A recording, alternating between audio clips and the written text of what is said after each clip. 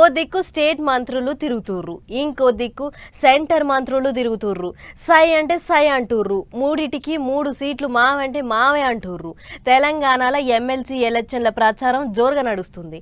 మా ఓళ్ళను గెలిపియాలంటే మా ఓళ్ళను గెలిపియాలని ఇంటింటికి పోయి తీరొక్క తీర్ల ప్రచారాలు చేస్తుర్రు. ఇక చూడుర్రు మీరే.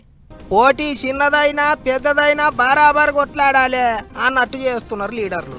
అందుకే తెలంగాణలో 2 టీచర్ ఎమ్మెల్సీ పోస్టులు, ఓ పట్టభద్రుల ఎమ్మెల్సీ పోస్టు కొరకు మేమంటే మేమే అన్నట్టు ప్రచారం చేసుకుంటారు.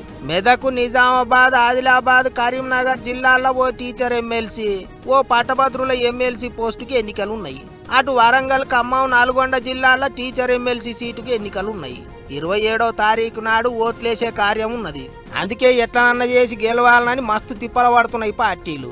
చెయ్యి పార్టీ వాళ్ళ తరపుకేంచి ఓ దిక్కు పొన్నం సారు, ఇంకో దిక్కు మంత్రి శ్రీధర్ బాబు సారు మీటింగుల మీద మీటింగులు పెట్టుకుంటూ ప్రచారం చేస్తుండ్రు. ఆత్మీయ సమ్మేళనాలు పెట్టి గెలిపిస్తే అట్లా చేస్తాం ఇట్లా చేస్తాం అని అందరికి ముచ్చట్లు చెప్తున్నారు.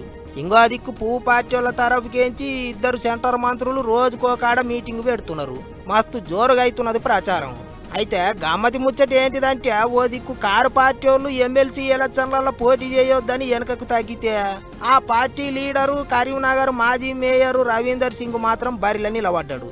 అభిమానులతో ప్రచారం గట్టిగా చేయిస్తాడు.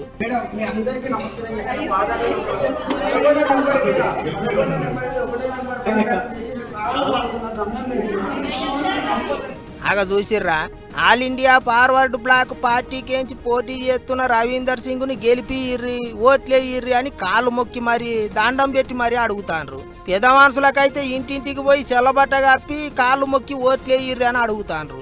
గమ్మత్ ఏంటిదంటే, కారు పార్టీ వాళ్ళు ఎలక్షన్లకు దూరం ఉన్నారు, కానీ రవీందర్ సింగ్ మాత్రం కేసీఆర్ సార్ పోటు పెట్టుకునే ప్రచారం చేసుకుంటాడట.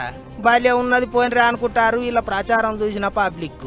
మరిగా చూడాలి ఎన్ని ఓట్లు పడతాయో.